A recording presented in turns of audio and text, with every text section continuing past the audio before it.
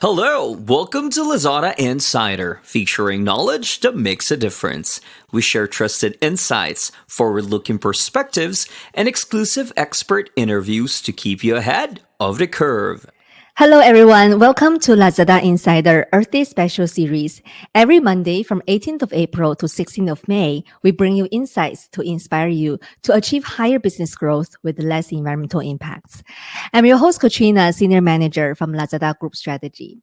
Today, I have Cameron with me from BSR, and we're going to discuss about some practical, sustainable practices that businesses can actually apply to e-commerce logistics. Well, this topic had already been getting a lot of attention even before the pandemic. Now, with the rapid expansion of e-commerce in the recent years, addressing sustainability in the process of parcel shipping has certainly been putting directly into the spotlight.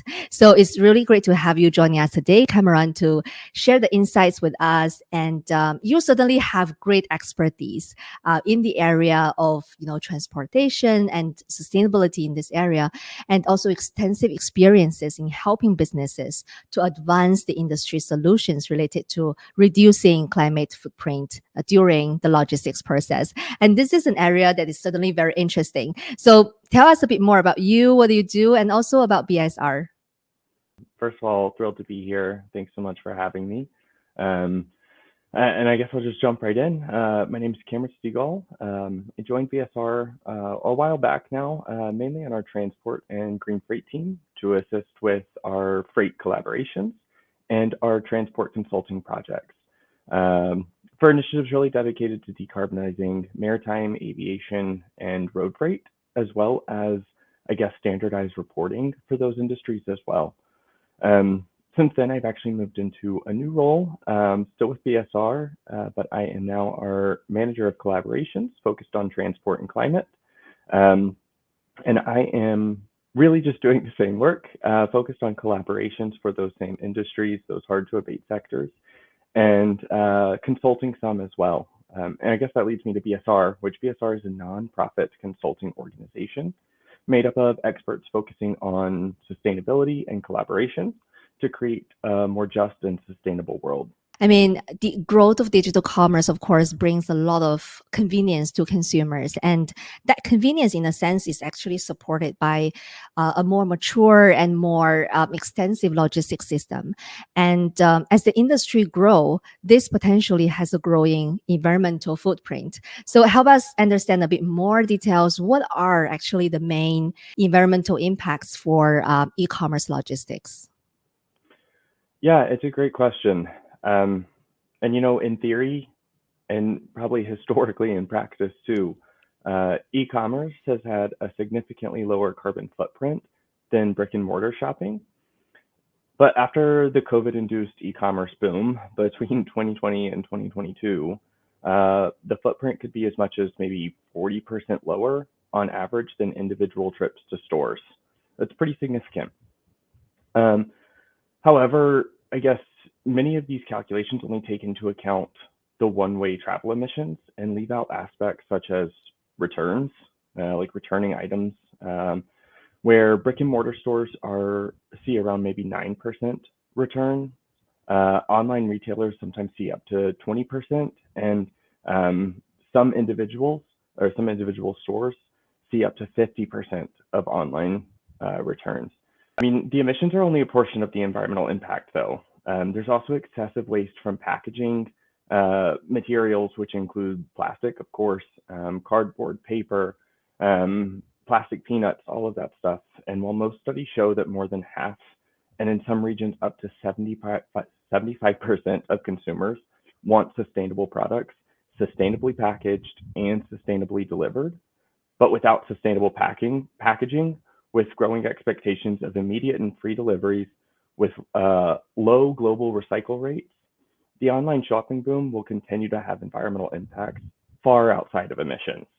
So that's just a piece of the story. There's no doubt that, players in this industry need to move towards a more sustainable logistics solution. But before we talk about the hows, right, let's establish what is exactly a truly sustainable e-commerce logistics system. What are your thoughts around this? Let's define the scope here. And I would say let's talk very specifically about sustainable downstream logistics. Instead of the entire value chain, talking about upstream as well, let's just narrow the conversation to downstream. So with that being said, I guess I'll jump in and say a truly sustainable e-commerce logistics system is one that efficiently delivers goods with zero emissions in low waste packaging or 100% recyclable packaging, and of course, all while without increasing costs. That's the ideal. I guess I would say that heavy duty trucking is considered one of the hard to abate sectors and will need significant investment to decarbonize.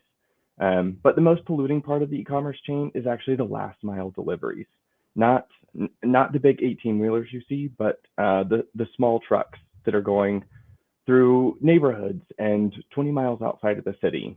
And that's when they are delivering the goods directly to somebody's door. That's the last mile. But possible solutions to this include maybe electrification of delivery fleets, entire delivery fleets, even micro-mobility platforms in urban areas, and centralized pickup points, which we're actually already seeing a lot more of. All of these would reduce emissions. But building on my last answer, a key facet of sustainability e-commerce is making sure goods stay where they are shipped. And so reducing the number of items that are returned means lower emissions and less waste.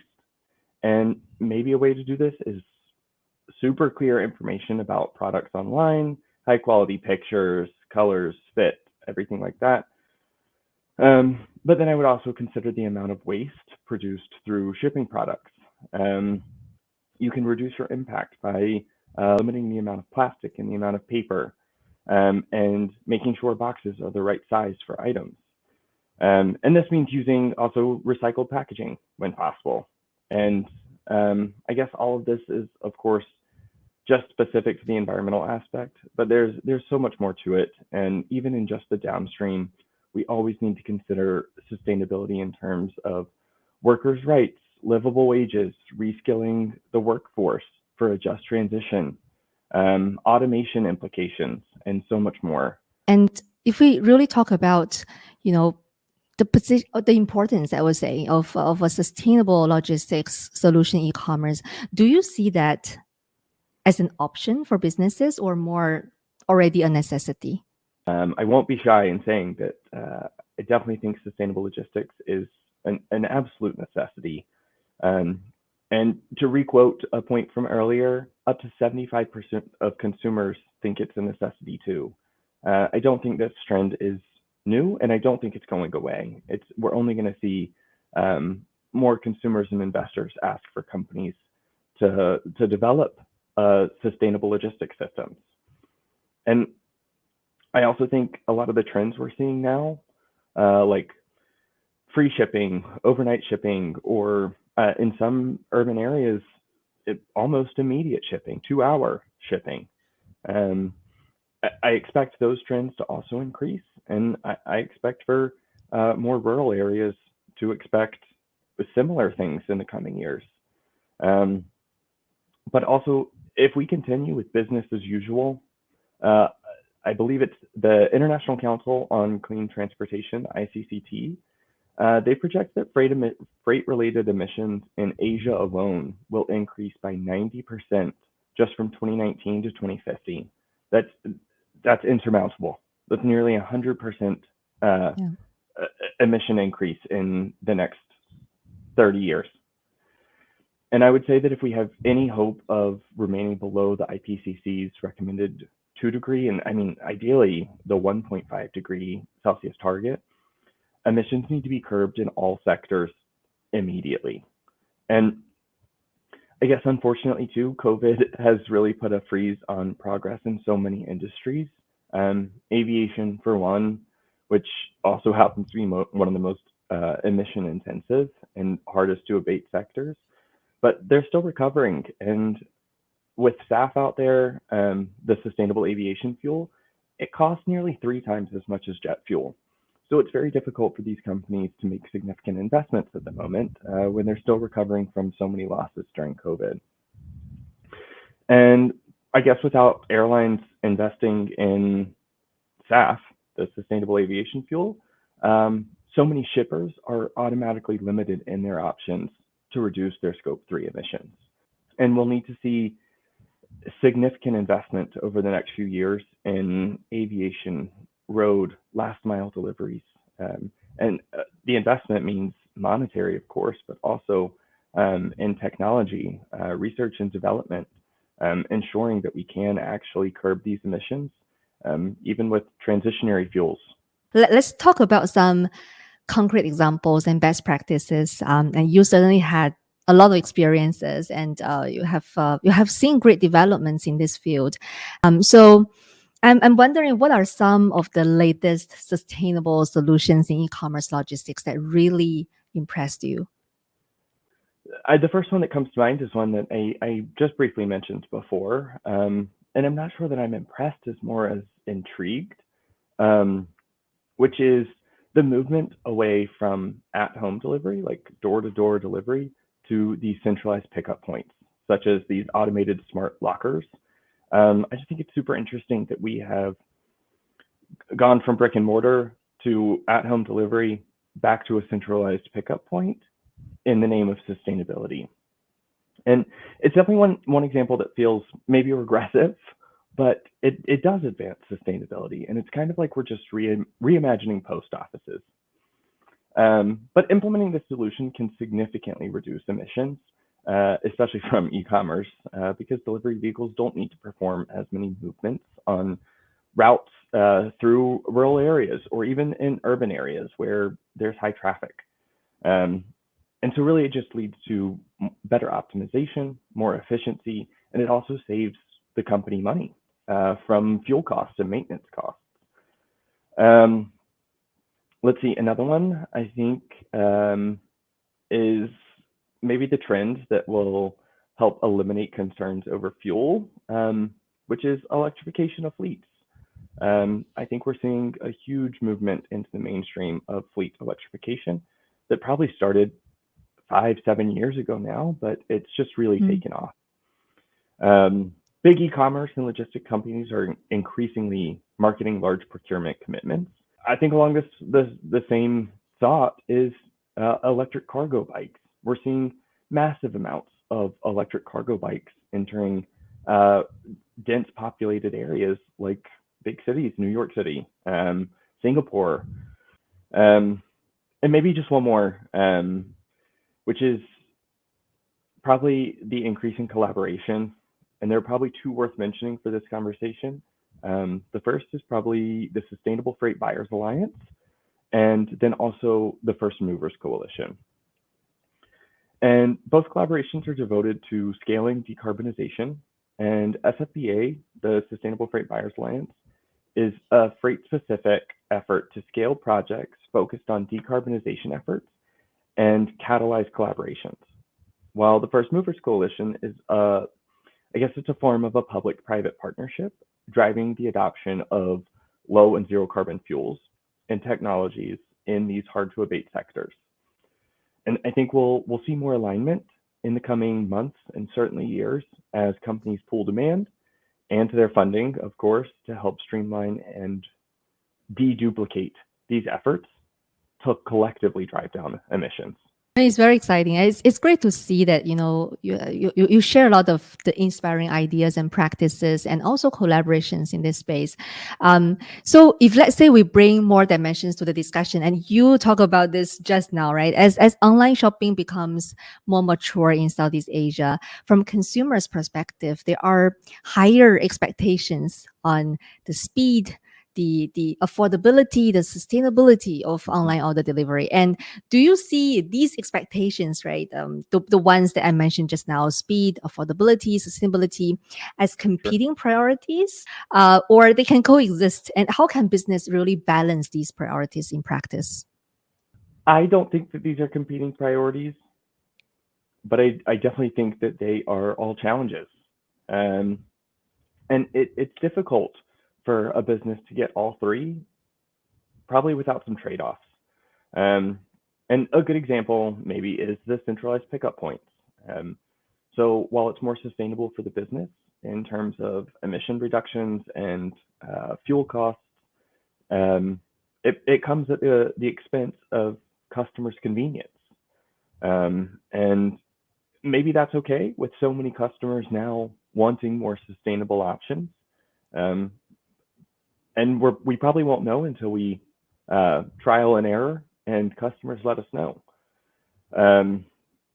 Maybe another example is the electrification of delivery fleets.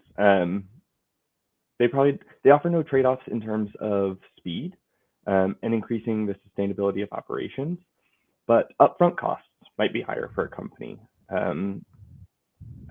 It can be expensive to retire an entire fleet and immediately replace them with electrified vehicles, especially when you're talking about 1,000 or more vans.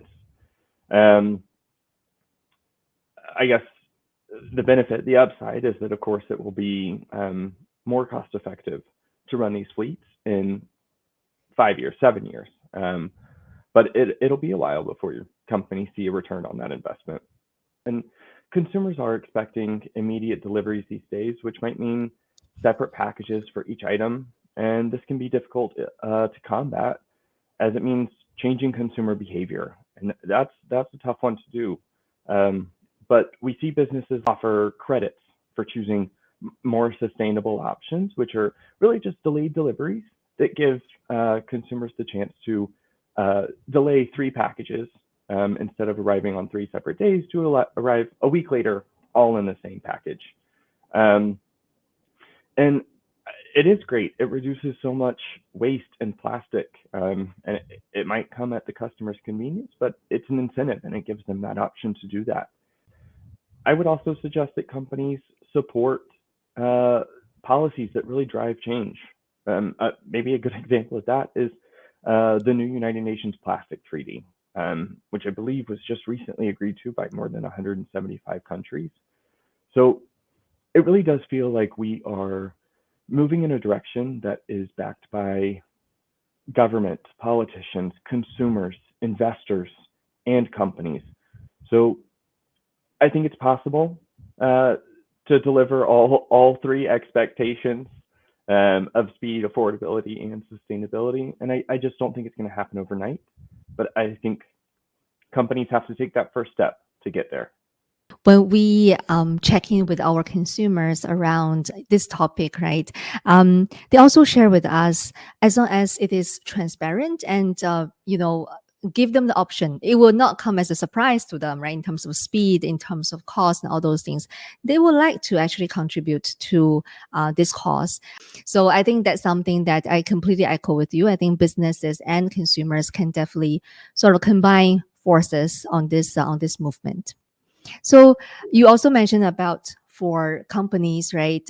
First starting on this journey, there could be some challenges, some obstacles. So what would be your advices in terms of some tangible actions for business who just get started on this journey or thinking about fulfilling their online orders in more sustainable manners?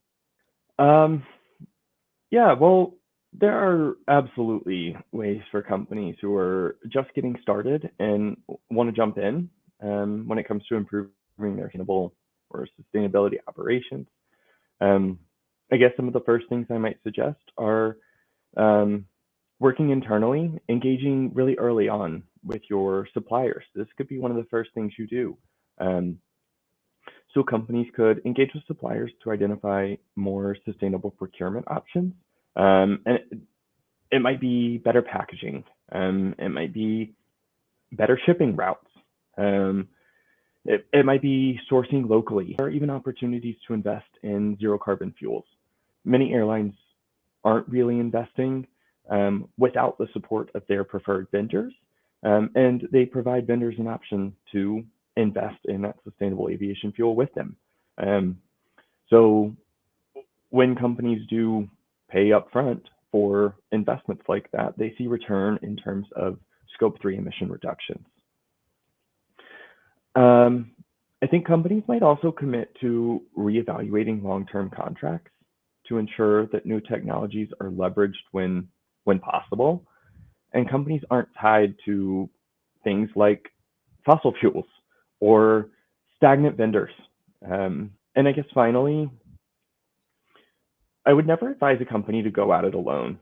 The process is long and it can be quite daunting, really, especially for those that are just getting started. I think companies would probably see a lot of opportunity through joining what we at BSR call collaborative initiatives. They're typically groups of companies looking to build more resilient supply chains, reduce costs, improve productivity, overcome systemic barriers, and of course, enhance brand value. And collaborations often have different foci. For instance, you might see some focused on establishing standardized reporting methodologies for certain industries, while others are using tools like demand pooling to send market signals and scale climate solutions. And there are a number of examples of collaborations like this in the transportation space alone. And truly, any company beginning their journey should identify the right ones for them and their specific needs and jump in.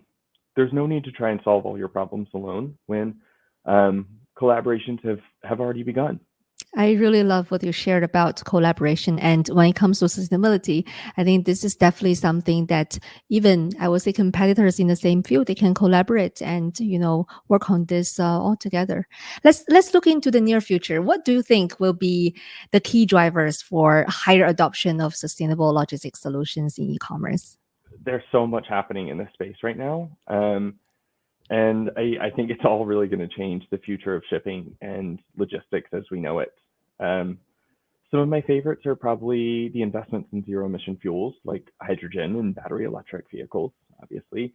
And we're seeing these used in a lot of different facets these days. But I already mentioned e-cargo bikes. That one's pretty interesting to me. And then, of course, the electric flights. That also entails drones. So these are all trends in the way that we are seeing increasing companies' sustainability efforts while trying to meet those same three challenges that we spoke about before. And then there's also hydrogen, which I think when we see the way that that's enveloped in maritime shipping, I expect our cargo ships to look drastically different. And I'm excited to see it. There's another one that is kind of top of mind for me. I read an article the other day, I think it was in the New York Times, about something that I would call space warehousing. There's a startup envisioning using large storage lockers in space to eventually, I guess, dispatch goods to, and actually they even talks about dispatching bodily organs to remote areas of the Earth in shockingly short time periods, like 30, 45-minute time spans. Wow. I think that's crazy, but I mean, whether this happens or not, who knows? I think we're a few years off. I don't think that's going to happen tomorrow. But I do think it is indicative of industries beginning to look at space as the next frontier. And I don't think it'll be long at all before we see transport and logistics utilizing that space. And then maybe just one more, which is it's probably less about the trends, but more about the implications of trends. The scale up of batteries will have dramatic effects on our energy use and infrastructure systems. And I don't think we can make the necessary changes overnight, like anybody's sustainability journey. And I think there's going to be this transitionary stage. I think it's really just going to be a reimagined use of our energy and the use of space here on Earth that is largely untouched so far. Overall, I think what you shared today is very inspirational, and especially when you mentioned about innovation, technology, and how those can actually play a big role. So thanks a lot for sharing with us, Cameron. Thanks for joining us again, and really appreciate the great insights you share with us. Yeah, thanks so much for having me. This was a pleasure. Looking forward to working more in the future with you.